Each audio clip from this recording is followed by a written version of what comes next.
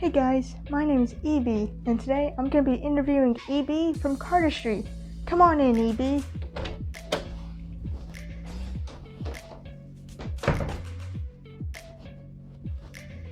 Hey Eebee. First, I would like to congratulate you on 1,000 subscribers. Thank you. So Eebee, I've got some questions here for you. Are you ready? Sure. Alright, so we'll start with the Instagram questions first. Okay, first question. Do you like math? Well. You tell me. Nice socks. Next question. Do you watch anime? No. Why not? The art style is just not my style. Understandable. Will you ever go in front of a live audience? Like on a talent show, maybe? Oh yeah, I'm going for AGT.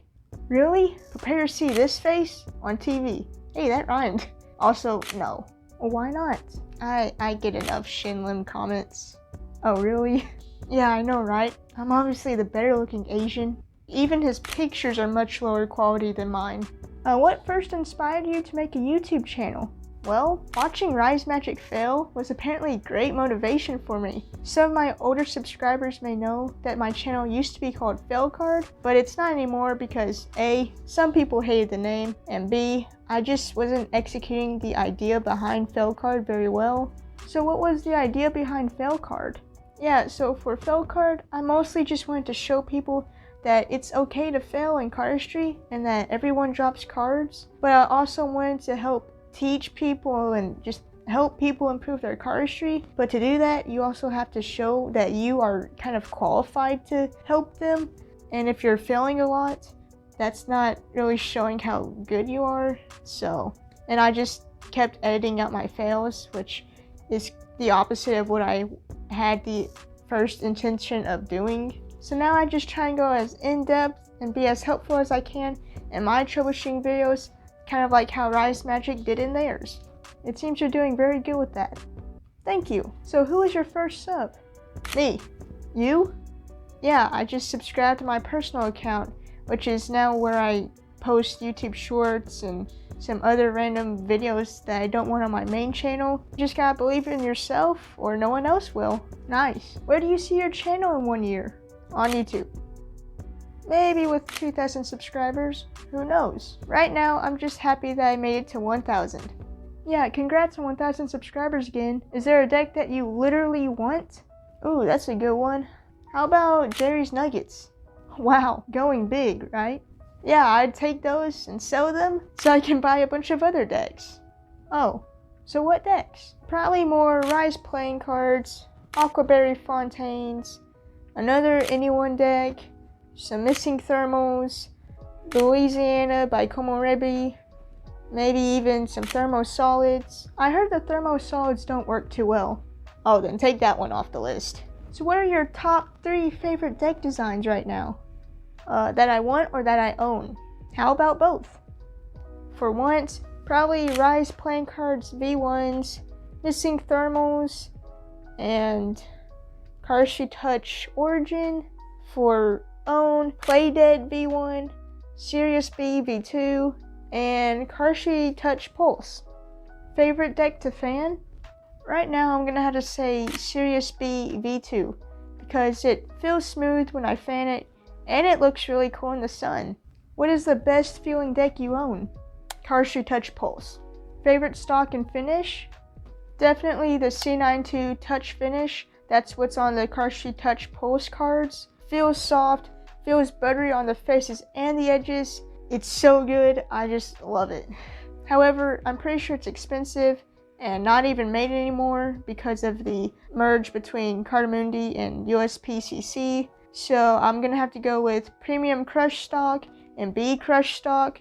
They both feel great. So which deck feels better? CardisTree Touch Pulse or Sirius B V2? Oh, Touch all the way.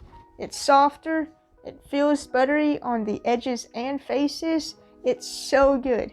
If you can afford a deck with the C92 Touch Finish, definitely get one. I highly recommend it. Nice. What's your most expensive deck? Probably the holographic Memento Mori. It's about $40, but I also have some Dan Dave decks, some older ones that are probably around $40 to $50. I haven't exactly checked up on their prices yet. Wow, those are pretty expensive. So what are some good cheap decks for CardisTree? Tallyhos, definitely. And I hear Knocks are good, Aviators are good, and all types of bikes. Now, they may take more breaking in, but once you break them in, they're definitely really good for the price. So what was your first deck? I found a deck of blue Aviators at my grandparents' house. Then what's your newest deck? The Anyone Split Houndstooth. And actually, just recently I bought Anyone Spring Checkerboards, just waiting for those to come in the mail. Nice. If you went to CardisTree, which decks would you take?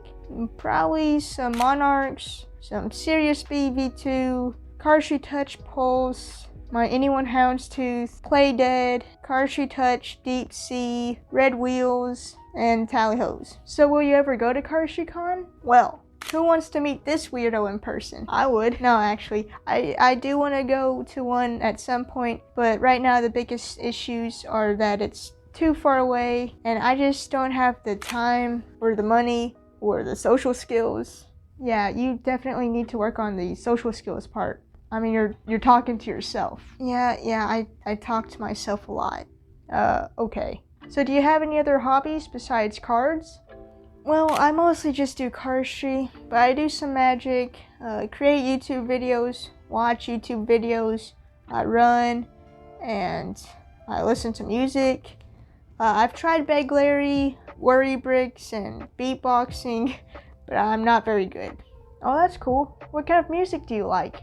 Mostly pop, with some electronic music or alternative rock and indie music.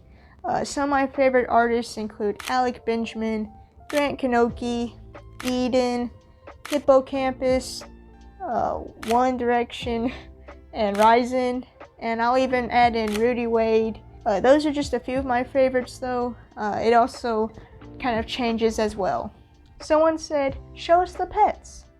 Yeah, so I have 2 dogs. Apparently one of them doesn't like my CardisTree. Speaking of 2, what's your favorite two-handed cut? Ooh, it changes a lot. For right now, I'll say Faced by Tobias Levin, Rolling Stones, also by Tobias, Cat and Carousel by Mosh Pit Meditation, and Nova by Nick Stumphauser. Favorite moves in general, not just cuts. 5 Fan by Berger Carlson and Windmill by Lars Mayrand are both good moves as well. What is the hardest move you know? Usually to answer this question, I would say the Leno cut from Dan and Dave Jackson 5, but I'm going to change up from my usual answer and say Spitfire by Frankie Morales and Curly Q by Randy Holt. Both are super knacky for being such simple mechanics. Any moves you want to learn? Yeah, a lot actually. I have several tutorials in my watch later playlist. I don't know if I'll even get to all of them. And actually a few moves that I learned recently or just started practicing consistently recently would be Bulldoze by Tobias Levin and Exploratorium by Nathan Wu. How about you create your own move? Here's one called 4 Shards, but I'm still working on some others. Who's your favorite cardist? That also changes a lot, but if I had to choose just one, I'm gonna go with Tobias because he's super smooth and I've learned a lot of his moves, so yeah, Tobias. Someone asked, can you do a mantra combo? Not very well. Favorite CardisTree video? That's hard too, since there's like so many videos out there. But I'm gonna go with Small Hours by Anyone. It's got a lot of good CardisTree in there, of course. Also, I like the music pretty well. Okay. Here's an important question. Is cereal a soup? Okay, by definition, I don't think so. First off, cereal is cereal with or without milk. No one goes to the store and says, I'm gonna buy a box of grains. So without milk, it's definitely not soup. But with milk, I still don't think it's soup because milk is not a broth. The definition says vegetable stock, meat stock, fish stock. It doesn't say anything about grains either. I mean, yeah, there's noodle soups, but that's with a broth. You don't even cook cereal. Now, I'm sure there are some cereal or some soups that may not need to be cooked, but you literally don't cook cereal at all. Like, you buy it from the store, you buy the milk from the store, you combine the two. There, that's your breakfast. Most people that I know at least don't eat soup for breakfast. Now I know there's the breakfast for dinner, but that's different for some reason because society is weird. And also it just really depends on what your definition of soup is. If you just go basic and say soup is a liquid with solid food components, then yeah, milk fits right into that. But if you say soup needs to have vegetable or meat or fish stock and then solid components, something like that, then yeah, I don't think cereal is a soup. Okay, here's another one. Is a hot dog a sandwich?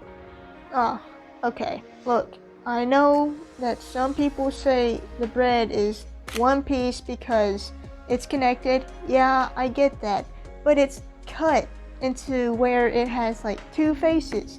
And also, when I was a kid, I used to rip apart the bun completely because, yes, I'm weird. For some reason, I just thought that's what you're supposed to do because that's what you do with burger buns. You separate the buns completely to where it's two parts and then you eat it like a sandwich. So I don't understand why such a small, because it's just a physical change. Okay, you aren't chemically changing anything about the bread. There's a small difference between cutting it all the way and cutting it just to where it's barely connected.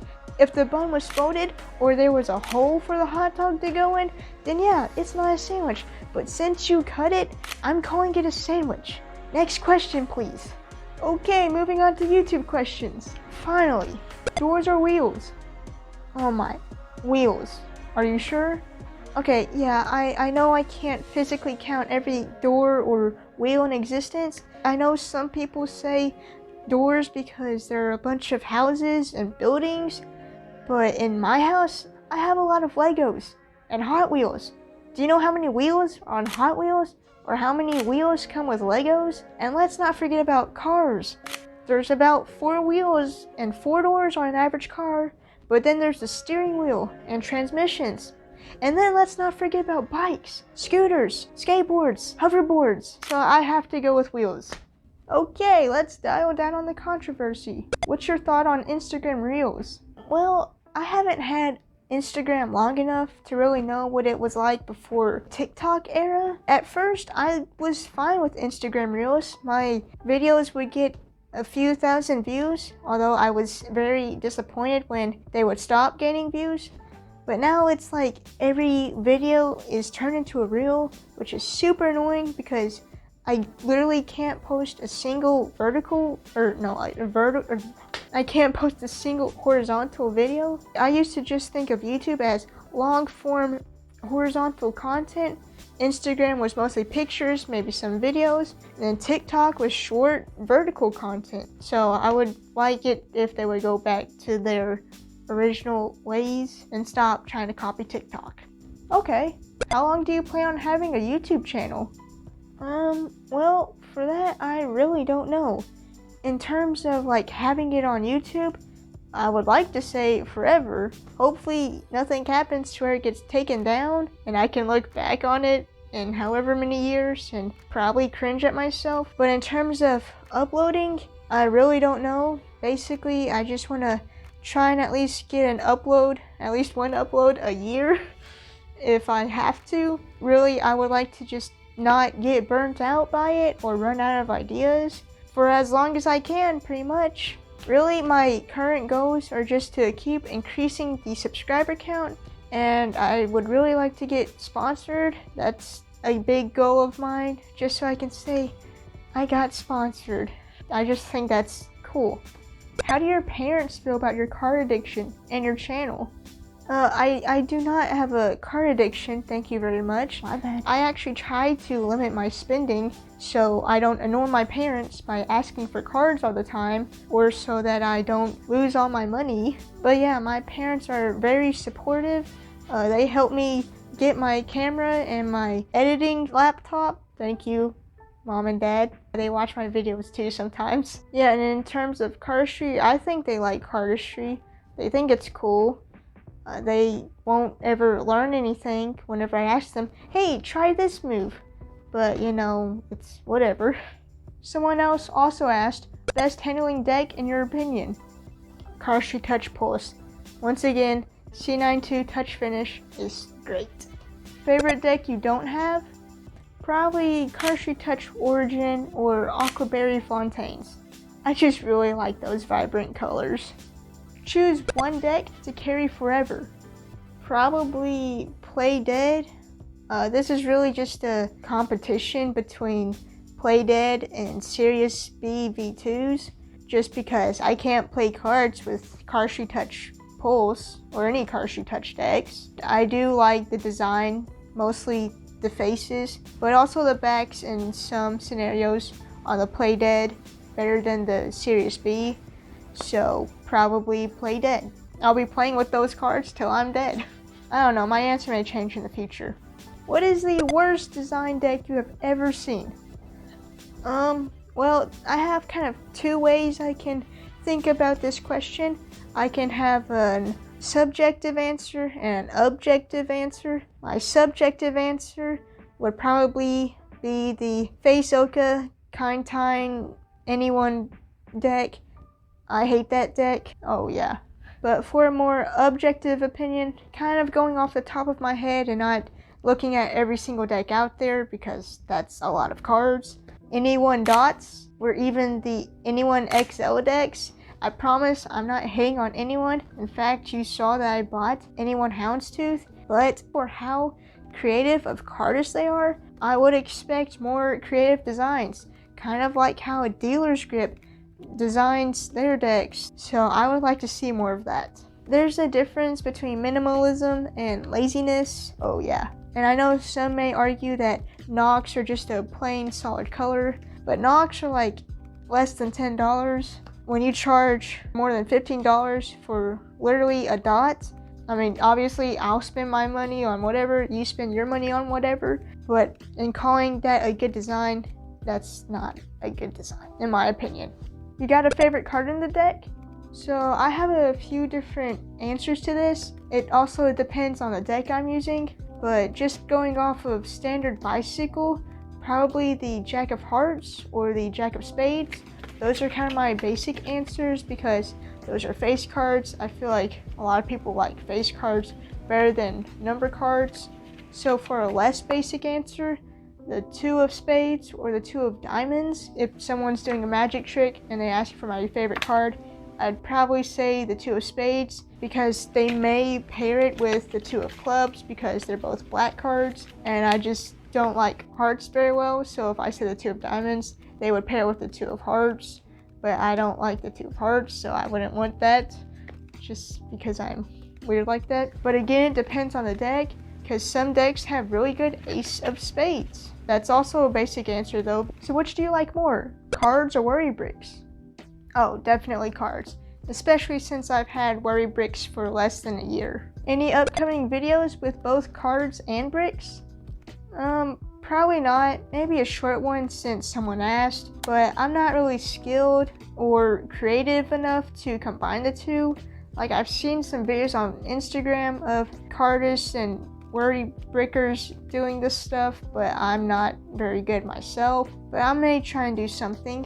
What about some magic? Why don't you do any magic? Well, actually, I do some magic. I have a video of me doing the duck change on Instagram, and I actually also have a few magic tutorials here on YouTube. And honestly, I just like CardisTree better because you don't have to worry about hiding any sleight of hand like you do with magic. I mostly do like basic key card and double lift magic tricks in front of friends and family.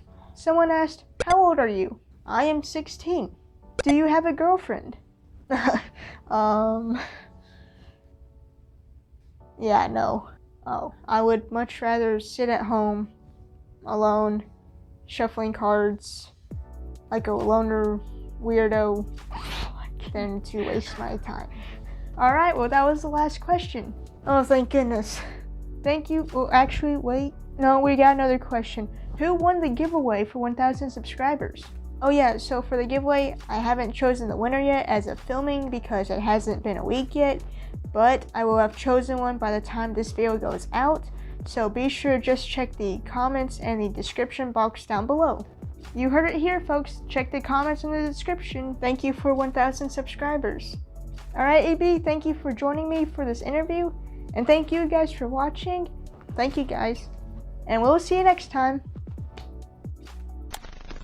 Okay, so 2 more questions just came in. My favorite brick of all time, kind of like a variety brick. Play Dead V1, Serious B V2, CardisTree Touch Pulse, CardisTree Touch Honey Derive, Holographic Fontaines, Anyone Split Houndstooth, Virtuoso Fall Winter 2017, Orbit V8, Smoke and Mirrors V6, pretty much any Theory 11 deck. But for this, I'm going to say the Harry Potter Ravenclaw deck, just because that's my house. The palette cards by Weston Hamilton, and probably Red Wheels.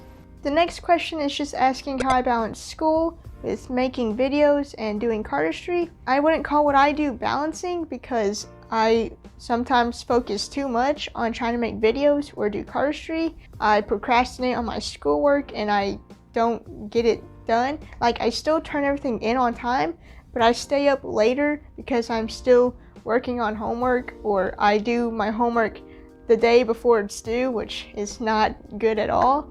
Basically, you just gotta work around your own schedule and see the times when you have free time to make videos or practice CardisTree. I also take cards pretty much wherever I go. If we have free time in class, I can practice there if the teacher doesn't have a problem with me getting cards out. And also on weekends or breaks from school, I usually stay up really late editing videos or just practicing CardisTree, which isn't too good either, but that is what I do.